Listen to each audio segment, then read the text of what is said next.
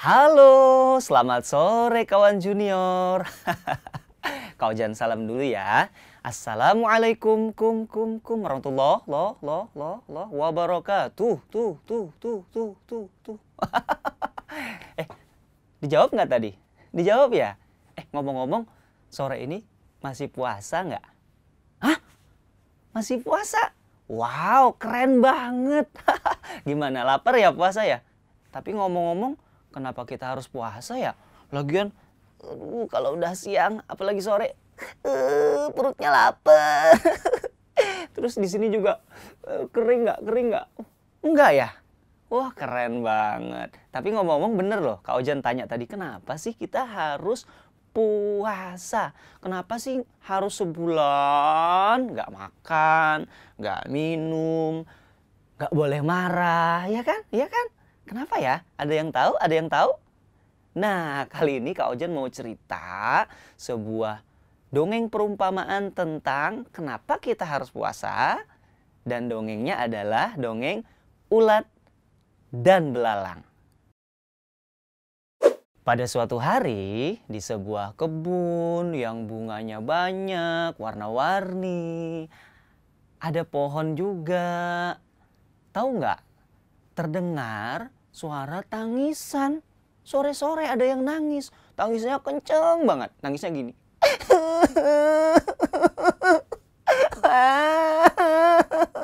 Oh, tangisannya kenceng banget. Coba ikutin Kak Ojan nangis gini tangannya. Putar-putar. Ya, sekarang nangis bareng-bareng ya. Kak Ojan hitung sampai 3 nangis bareng. 1, 2, hitungan ketiga nangis bareng ya. Siap ya? 1, 2, yang kenceng suaranya ya. Siap ya? 1, 2, bareng-bareng ya, siap ya, siap. 1, 2, hitungan ketiga ya, nangis bareng ya, siap ya.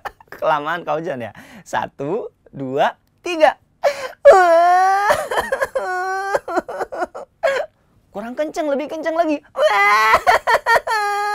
Wow, tangisnya kenceng banget. Sampai terdengar kemana-mana. Di seluruh penjuru kebun bunga, sampai ke hutan, sampai kemana-mana terdengar.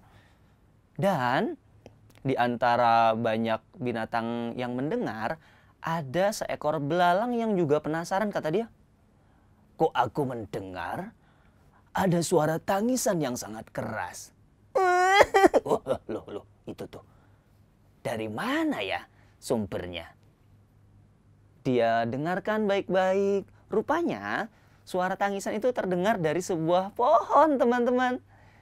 Nah, pas dia lompat mendekati sumber suara, dia lompat lagi, jauh banget, lompat lagi. Ternyata betul sekali. Di sebuah dahan pohon, dahannya begini, coba bisa nggak? Ternyata ada seekor ulat. Coba bisa nggak jadi ulat gini teman-teman? Tangannya begini. Tangan satunya. Sekarang ulatnya jalan. Ada seekor ulat kecil sedang menangis. Pak Belalang lalu mendekati ulat kecil itu. Pak Belalang bilang, Assalamualaikum. Waalaikumsalam. Siapa itu? Aku di belakangmu. Wah, kaget. Rupanya Pak Belalang ya? Iya, ada apa ulat kecil menangis? Pak Belalang, aku nangis. Iya. Karena aku menangis karena iya, karena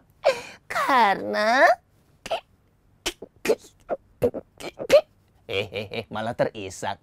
Nangisnya kenapa? aku Lama amat. aku nangis karena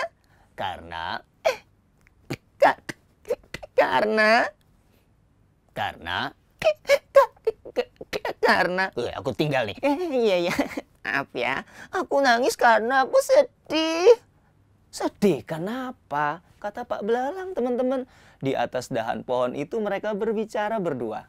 Kata ulat melanjutkan, Aku sedih karena aku diciptakan Allah seperti ini. Lihat deh badanku. Ternyata banyak yang gak suka sama aku. Aku dibilang menjijikkan. Kalau aku ketemu sama anak-anak yang main di kebun, kata mereka, aku itu menjijikkan. Ada yang takut, ada yang lari-lari. Padahal aku kan pengen temenan.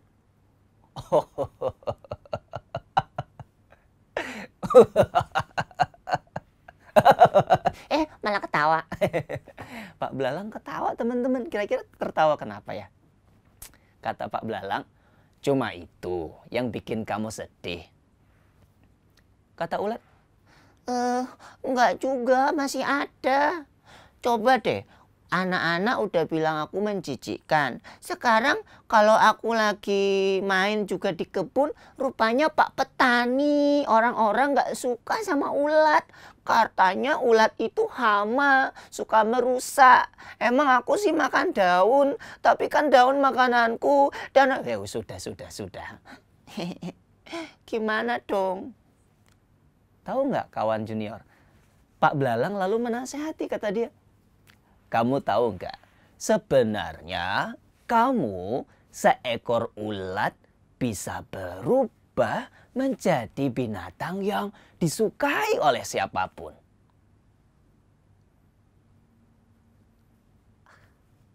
Wow, beneran? Iya, beneran. Caranya? Caranya adalah... Caranya adalah ulat kecil makin penasaran, kawan junior, kata dia. Adalah? Caranya supaya kamu bisa berubah, disukai oleh siapapun adalah... Adalah?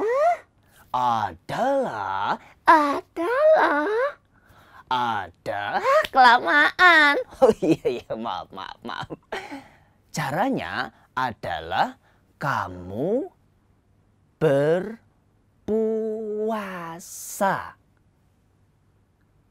Oh, berpuasa? Heeh. Oh, berpuasa? Iya, berpuasa. Oh, iya. Berpuasa? Iya, caranya berpuasa. Caranya berpuasa gimana? Kamu tidak makan, kamu tidak minum, kamu tidak marah. Dan ketika waktunya berbuka, nanti kamu akan berubah. Lalu teman-teman, ulat kecil menjalankan nasihat dari Pak Belalang. Keesokan harinya, tahu nggak? Pohon yang tinggi, dia panjat coba jadi ulat. Ulatnya naik ke atas. Naik lagi. Lagi. Lagi. Lagi. Kepanjangan, ketinggian. Lalu ketika ulat naik ke atas, dia cari ranting yang tinggi, yang kokoh. Terus dia berpuasa di ranting itu, teman-teman. Tahu nggak? Ketika ulat berpuasa, rupanya ulat berubah menjadi seekor kepompong. Ya, ulat itu berubah menjadi kepompong. Dia berpuasa di dalam kepompong. Dia tidak makan, dia tidak minum, dia menahan amarahnya berhari-hari. Dan ternyata berpuasa itu tidak segampang yang dia pikir. Di atas pohon angin sangat deras, bertiup ke sana kemari.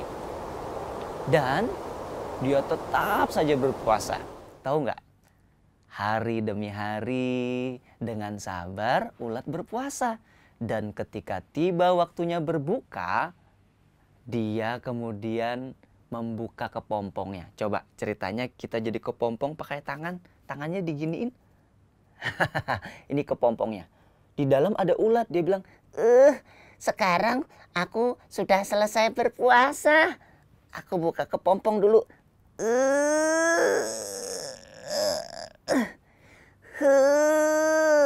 Coba buka.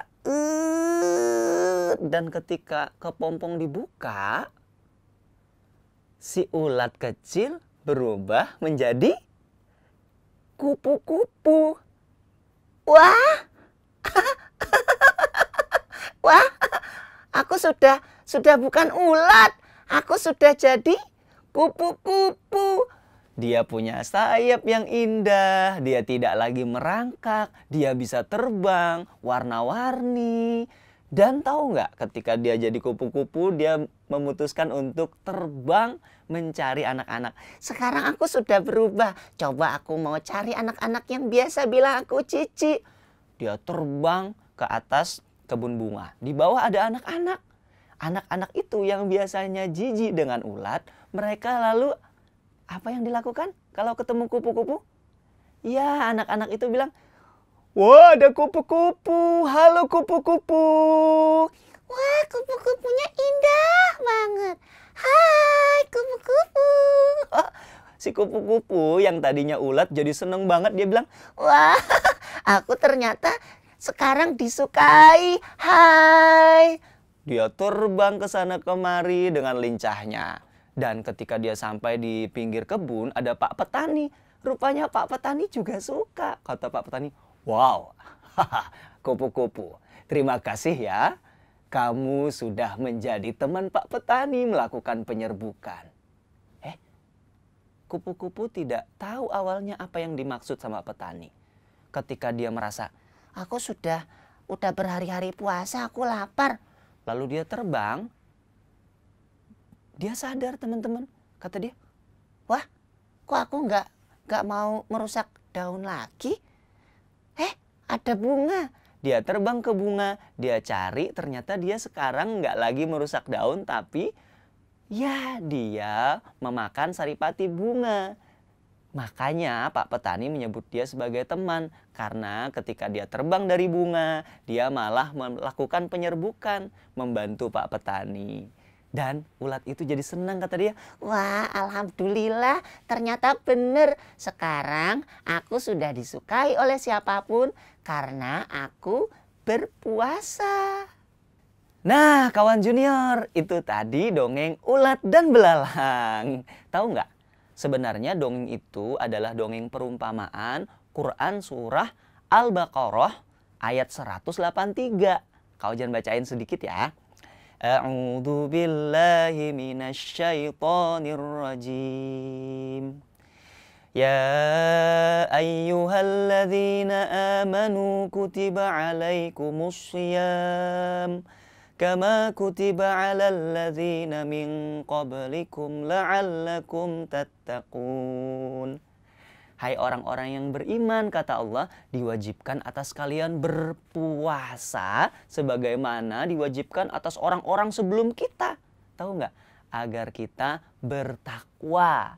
Nah, ternyata puasa bikin kita bertakwa. Bertakwa itu ternyata bikin kita kayak ulat yang tadinya suka merusak menjadi menolong. Yang tadinya ulat itu tidak disukai karena menjijikkan, jadi indah dan disukai oleh siapapun. Insya Allah bertakwa itu akan membuat kita disukai terutama oleh Allah Subhanahu wa Ta'ala. Jadi yuk kita semangat puasanya sebulan penuh ya. Tapi kalau belum penuh sih nggak apa-apa, kan masih kecil. Yang penting sudah berusaha, oke? Semangat puasanya kawan junior. Terima kasih sudah mendengarkan. Sampai ketemu di video berikutnya. Dah.